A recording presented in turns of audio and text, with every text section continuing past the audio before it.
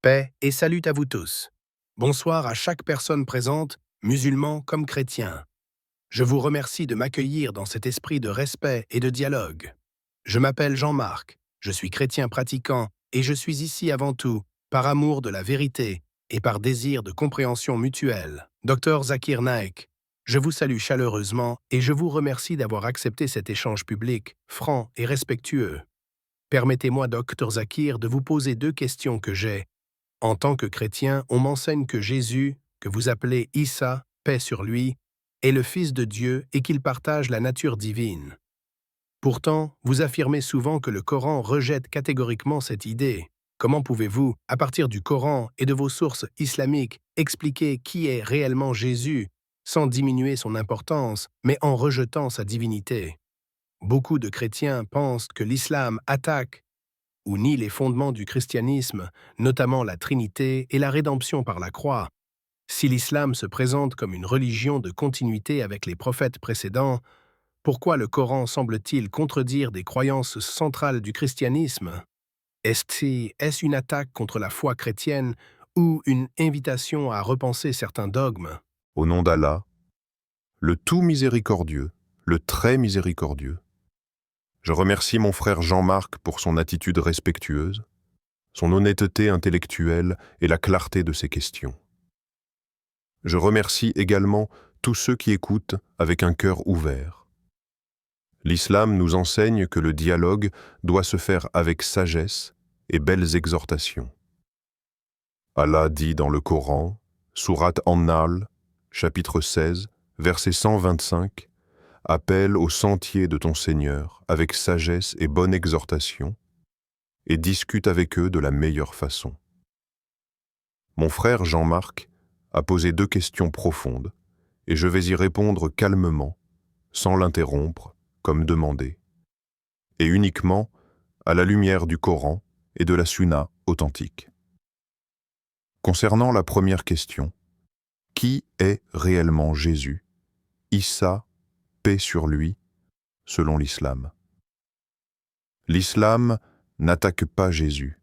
Au contraire, l'islam honore Jésus plus que beaucoup de chrétiens ne le réalisent. Dans le Coran, Jésus, Issa, paix sur lui, est mentionné par son nom 25 fois, alors que le nom du prophète Muhammad est mentionné seulement 4 fois par son nom. Il existe même une sourate entière appelée Mariam, Marie, la mère de Jésus, ce qui n'existe pas dans la Bible. Allah dit dans le Coran, sourate Al-Imran, chapitre 3, verset 45, « Ô Marie, voilà qu'Allah t'annonce une parole venant de lui. Son nom sera le Messie, Issa, fils de Marie.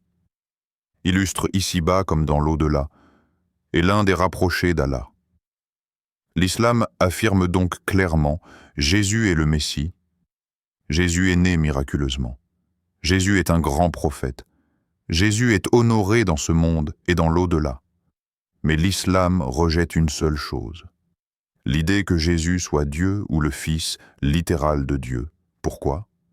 Parce que le Coran enseigne un monothéisme pur, exactement comme Jésus lui-même l'enseignait. Allah dit dans la sourate Al-Ikhlas, chapitre 112, 10, « Il est Allah unique. Allah, le seul à être imploré pour ce que nous désirons. Il n'engendre pas et n'a pas été engendré. Et nul n'est égal à lui. » Dire que Dieu engendre biologiquement ou métaphysiquement contredit la nature absolue et parfaite de Dieu dans l'islam. Le Coran fait dire à Jésus lui-même dans la sourate Al-Maïda, chapitre 5, verset 72. « Certes sont mécréants ceux qui disent « Allah, c'est le Messie, fils de Marie », alors que le Messie a dit « Ô enfants d'Israël, adorez Allah, mon Seigneur, et votre Seigneur. » Qui dit bien. Jésus ne dit pas « Adorez-moi », il dit « Adorez Allah, mon Seigneur, et votre Seigneur ». Cela correspond exactement à ce que Jésus dit dans l'Évangile selon Marc 12, 29. « Le Seigneur, notre Dieu, est l'unique Seigneur. » L'islam ne diminue donc pas Jésus, il le remet à sa juste place. un serviteur et messager de Dieu, comme Noé, Abraham, Moïse et Muhammad. Paix sur eux tous. Concernant la deuxième question, l'islam attaque-t-il le christianisme ou invite-t-il à réfléchir? Mon frère Jean-Marc a utilisé un mot important. Attaque. L'islam n'attaque pas les chrétiens. Le Coran distingue clairement entre les croyances et les personnes. Allah dit dans la sourate Al-Ankabut, chapitre 29, verset 46. Ne discutez avec les gens du livre que de la meilleure manière, sauf ceux qui sont injustes, et dites « Nous croyons en ce qui nous a été révélé et en ce qui vous a été révélé. Notre Dieu est votre Dieu est un, et c'est à lui que nous nous soumettons. » Regardez la beauté de ce verset. Un même Dieu, une continuité de révélation, un appel à l'unicité. Quand le Coran critique la Trinité, ce n'est pas une attaque émotionnelle, mais une correction théologique. Allah dit dans la sourate An-Nisa, chapitre 4, verset 171, « Ô gens du livre, n'exagérez pas dans votre religion et ne dites d'Allah que la vérité. Le Messie, Isa, fils de Marie, n'est qu'un messager d'Allah. Ne dites pas trois. Cessez, ce sera meilleur pour vous. Allah n'est qu'un Dieu unique. » L'islam pose une question rationnelle et spirituelle. Si Dieu est tout-puissant, pourquoi aurait-il besoin de devenir homme? Si Dieu est immortel, comment peut-il mourir? Si Dieu est omniscient, comment peut-il ignorer l'heure? Le prophète Muhammad a dit dans un hadith authentique rapporté par Al-Bukhari, « Aucun prophète n'a été envoyé sans avertir sa communauté contre le faux Messie. » Et pourtant, le même prophète a dit aussi « Je suis le plus proche de Isa, fils de Marie, dans ce monde et dans l'au-delà. » Bukhari et Muslim. Cela montre clairement que l'islam aime Jésus, mais refuse de l'adorer. Mon frère, Jean-Marc, mes chers amis, l'islam ne dit pas « Vous êtes mauvais parce que vous êtes chrétien ». Il dit « Venez à une parole commune entre nous et vous, n'adorez qu'Allah. » Comme Allah le dit dans la sourate Al-Imran, chapitre 3, verset 64. 10. Ô gens du livre, venez à une parole commune entre nous et vous, que nous n'adorions qu'Allah, sans rien lui associer. Ceci n'est pas une destruction des personnes, mais une déconstruction des idées avec respect, logique et révélation. Avant de conclure cette première partie, je m'adresse à tous ceux qui nous écoutent avec sincérité. Si ce dialogue vous éclaire, si vous cherchez la vérité avec un cœur ouvert, je vous invite à vous abonner à la chaîne Lumière de la vérité, à liker, à partager et à commenter. Allah Akbar. Lorsque nous parlons de la continuité des messages divins, il est essentiel de comprendre un principe fondamental de l'islam. Tous les prophètes ont apporté le même message de base, à savoir l'adoration d'un Dieu unique, sans associé. Les différences apparentes entre les religions révélées ne viennent pas de Dieu, mais des interprétations humaines, des ajouts et parfois des omissions au fil du temps. Le Coran est très clair à ce sujet. Allah dit dans la sourate Al-Baqarah, chapitre 2, verset 136, dites « Nous croyons en Allah, en ce qui nous a été révélé, en ce qui a été révélé à Abraham, Ismaël, Isaac, Jacob et aux tribus, et à ce qui a été donné à Moïse et à Jésus, et à ce qui a été donné aux prophètes de la part de leur Seigneur. Nous ne faisons aucune distinction entre eux, et c'est à lui que nous nous soumettons. » Regardez la beauté de ce verset. L'islam oblige le musulman à croire en Jésus. Celui qui rejette Jésus n'est pas musulman. Celui qui insulte Jésus sort de l'islam. Mais croire en Jésus, selon l'islam, ce n'est pas l'élever au rang de Dieu. C'est le reconnaître comme messager de Dieu. Maintenant, parlons de la notion de salut et de rédemption, qui est souvent au cœur de la divergence entre musulmans et chrétiens. Beaucoup de chrétiens affirment que l'humanité porte le péché originel d'Adam et qu'elle ne peut être sauvée que par le sacrifice de Jésus sur la croix. L'islam, en revanche, enseigne la responsabilité individuelle. Allah dit dans la sourate Al-An'am, chapitre 6, verset 164. « Nul ne portera le fardeau d'autrui ». Et encore dans la sourate An-Najm, chapitre 53, verset 38. « Qu'aucune âme ne portera le fardeau d'une autre ». Dans l'islam, Adam, paix sur lui, a fauté, mais il s'est repenti, et Allah lui a pardonné. Il n'y a pas de dette transmise à l'humanité. Si Dieu est juste et miséricordieux, pourquoi ferait-il payer à des milliards d'êtres humains une faute qu'ils n'ont pas commise? Allah dit dans la sourate Al-Baqarah, chapitre 2, verset 37. Adam reçut de son Seigneur des paroles, et Allah agréa son repentir, car il est l'accueillant au repentir, le miséricordieux. Le concept islamique du salut est simple, rationnel et profondément spirituel.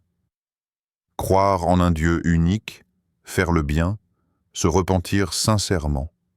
Rechercher la miséricorde divine, Allah dit dans la sourate Az-Zumar, chapitre 39, verset 53. « Ô mes serviteurs qui avez commis des excès à votre propre détriment, ne désespérez pas de la miséricorde d'Allah. Certes, Allah pardonne tous les péchés. Cela montre que le pardon ne nécessite pas un sacrifice divin, mais un retour sincère vers Dieu. Abordons maintenant la question de la crucifixion, un autre point central. Le Coran adopte une position claire, mais souvent mal comprise.